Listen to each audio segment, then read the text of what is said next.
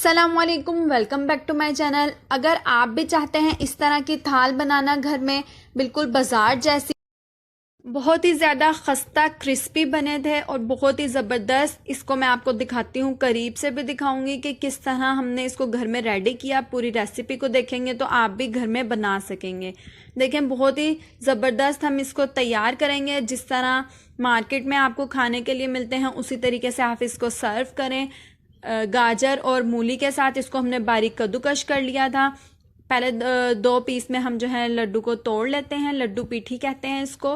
लाहौर की ये डिश है, ज़्यादातर सिर्फ लाहौर में ही मिलती है और कहीं नहीं मिलती। देखें कितने जालीदार और दानेदार बने हैं। पूरी रेसिपी देखेंगे तो आपको भी बनाने आ जाएंगे। खुबानी की मीठी चटनी है और दूसरी चटनी है ये इमली की, ये है खट्टी चटनी। खट्टी मीठी चटनी के साथ इसको सर्व करेंगे बहुत ही खूबसूरती के साथ और बहुत ही जायकेदार। चलते हैं रेसिपी की तरफ। चटनियाँ भी आपको वीडियो में ही सिखाऊंगी। यहाँ पे मैंने इमली का पल्प है ये, इसको मैंने रात में भिगो कर रख दिया था इमली को और उसके सीड्स निकाल लिए हैं। दूसरी तरफ खुबानी भी रात को भीगी हुई है, अच्छे से साफ़ पानी से हमने भिगो कर इसको रख दिया था। 2 से 3 बार आपने इसको पहले वॉश कर लेना है। उसके बाद थोड़ा सा यानी कि हाफ कप पानी वही था और उसी में ही मैंने इसको ब्लेंड कर लिया अच्छे से। इसका एक स्मूथ पेस्ट बना लिया है। बहुत स्मूथ बना लेना है। अगर आपसे स्मूथ नहीं होता तो आपने इसको छान लेना है, उसके बाद आपने इसको पकाना है। अब इसमें थोड़े से इंग्रेडिएंट जाएंगे, वो भी हम साथ ही शामिल कर लेते हैं। ये थोड़ी सी गाढ़ी है, इसमें मैंने हाफ कप पानी और शामिल किया है। जग को अच्छे से, जग में ही पानी डाला था अच्छे से, उसको में हम निकाल लेंगे। चलें जी, इसको हम ब्लेंड कर लेते हैं अच्छे से, क्योंकि इसमें जो है कोई भी लम्स वगैरह नहीं होना चाहिए। हमें बहुत ही स्मूथ इसका पेस्ट चाहिए। अब क्या करना है कि यहाँ पे मैंने ली है 1 कप शुगर, 1 कप चीनी ली है, 1 टीस्पून जो है मैंने कुटी हुई मिर्चें ली हैं, 1 टीस्पून से थोड़ा सा कम हम नमक डालेंगे। और यहाँ पे मैंने क्या लिया है, ये ज़ीरा, इसको अच्छे से मलकर हम डालेंगे ताकि इसकी अच्छी सी खुशबू आ जाए। बस, इसके अलावा हमने इसमें कुछ भी नहीं डालना और हम इसको रख लेते हैं चूल्हे के ऊपर। इतने मैं इस चटनी को कुक होने के लिए रखती हूँ। इतने आ जाते हैं हम इमली की चटनी की तरफ। इसको भी हम अच्छे से ब्लेंड कर लेंगे। ये इमली का पल्प है, इसमें से सीड्स निकले हुए हैं। अच्छे से हमने जो है इसको बारीक पेस्ट बना लेना है इसका भी। इसमें भी कुछ स्पाइसेस जाएंगे। हाफ टी स्पून यहाँ मैंने नमक लिया है, 1 टीस्पून के करीब मैंने यहाँ पे कुटी हुई मिर्चें ली हैं और थोड़ी सी 1 टेबलस्पून केचप लेंगे। अच्छा, आप इस रेसिपी में जो है केचप को स्किप भी कर सकते हैं और चीनी हम इस रेसिपी में, जो इमली वाली चटनी में, इसमें बिल्कुल भी शामिल नहीं करेंगे, सिर्फ खुबानी में शामिल करेंगे। और इस रेसिपी का मेन इंग्रेडिएंट है सूंठ का पाउडर यानी कि अदरक पाउडर। ये 1 टीस्पून शामिल करेंगे, बहुत ज़्यादा नहीं डालिएगा वरना टेस्ट ख़राब हो जाएगा। इसको भी हम अच्छे से बैटर बना लेते हैं इसका स्मूथ सा, इसको मिक्स कर लेते हैं। उसके बाद हमने क्या करना है, हाफ कप मैंने यहाँ पे पानी लिया है और उसमें मैंने कॉर्नफ्लावर शामिल कर देना है।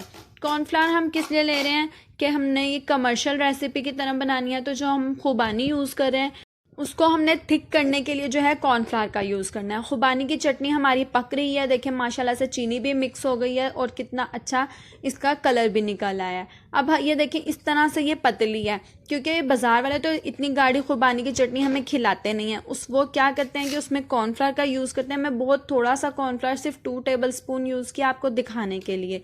इसको आप थिक कर लें तो ये बहुत ज़बरदस्ती खुबानी की चटनी हमारी बिल्कुल रेडी है। और इसको ठंडा होने देंगे, 2 से 3 मिनट के लिए पका लेंगे ताकि कॉर्नफ्लावर का जो है कच्चापन ख़त्म हो जाए। इमली की चटनी को भी मैंने थोड़ा सा पका लिया है 2 से 3 मिनट के लिए, बस उसमें कुछ भी शामिल नहीं किया था। वो तमाम स्पाइसेस डालने के बाद इसको 2 से 3 मिनट कुक कर लिया था ताकि इसकी शेल्फ लाइफ बढ़ जाए और ये जल्दी ख़राब नहीं हो। लेकिन अभी इमली की चटनी का मेन इंग्रेडिएंट बाकी है। वो क्या है वो भी आपको मैं साथ ही दिखाऊंगी। यहाँ पे मेरे पास है पिसी हुई हरी चटनी। हरी चटनी किस चीज़ की है? पुदीना, हरा धनिया और हरी मिर्चों की। अगर आपके पास पिसी हुई नहीं रखी तो आप इसको ग्राइंडर में इमली के पल्प के साथ ही पीस लें, लेकिन मेरे पास रखी हुई थी तो मैंने उसमें बस मिक्स की है। चलें जी, अब आ जाते हैं लड्डू पीठी की तरफ। दाल मैंने ली है, चने की दाल ली है 1.5 कप और माश की दाल और मूंगी की धुली हुई दाल, दोनों दालें धुली हुई ली हैं। इन सबको मैंने रात को ओवरनाइट सोक कर लिया था। क्वांटिटी में आपको बता देती हूँ, 1.5 कप मैंने चने की दाल ली है, उसमें 2 टेबलस्पून भरकर मैंने माश की दाल और 2 टेबलस्पून ही यहाँ पे मूंग की धुली हुई दाल ली है। दोनों दालें धुली हुई यूज़ करनी है। अच्छे से साफ़ करने के बाद आपने इसको ओवरनाइट सोक कर लिया था। अब क्या करना है, 1/2 कप के करीब पानी शामिल करना है और इसका एक पेस्ट तैयार कर लेना है। चॉपर में कर लें या ग्राइंडर में कर लें, जिसमें भी आप करना चाहें उसमें एक स्मूथ सा पेस्ट तैयार कर लें। और उसके बाद क्या करना है, इसमें थोड़ा सा नमक शामिल करना है और थोड़ा सा ज़ीरा शामिल करना है और उसको हमने अच्छे से फेंटना है। ये देखें, इस तरीके से इसकी हमने मिक्सिंग करनी है विस्कर की मदद से। और इसको कितनी देर मिक्स करना है, तकरीबन 20 से 25 मिनट आपने इसको अच्छे से विस्कर की मदद से मिक्स करते जाना है। तो ये फूल कर इस तरह हो जाएगा। इसमें कुछ भी बेकिंग सोडा, बेकिंग पाउडर कुछ नहीं डालेंगे। नीम गर्म पानी कटोरी में रख लिया और ये वाला चम्मच का साइज़ ले लिया है। ऑयल को हमने मीडियम फ्लेम पर बहुत ही हल्का सा गर्म किया है, तेज़ गर्म नहीं करना। अच्छा, जितनी बार आपने लड्डू पीठी बनानी है उतनी बार इसमें विस्क का लाजमी इस्तेमाल करना है। साथ ही चैनल को सब्सक्राइब भी कर लें और वीडियो को लाइक, शेयर और कमेंट ज़रूर किया करें। अच्छा जी, ऑयल हमारा देख लें बिल्कुल हल्का सा गर्म है, बहुत तेज़ गर्म ऑयल नहीं होना चाहिए। अब यहाँ पे इसका भी एक प्रोसेस है कि जितनी बार आपने लड्डू डालना है, चम्मच को गर्म पानी में डालना है जो कटोरी में मैंने आपको दिखाया था, उसके बाद लड्डू उठा के फटाफट से हमने ऑयल में छोड़ देना है। ज़्यादा देर अगर चम्मच पर रहने देंगे तो फिर यह हटेगा नहीं चम्मच पे से।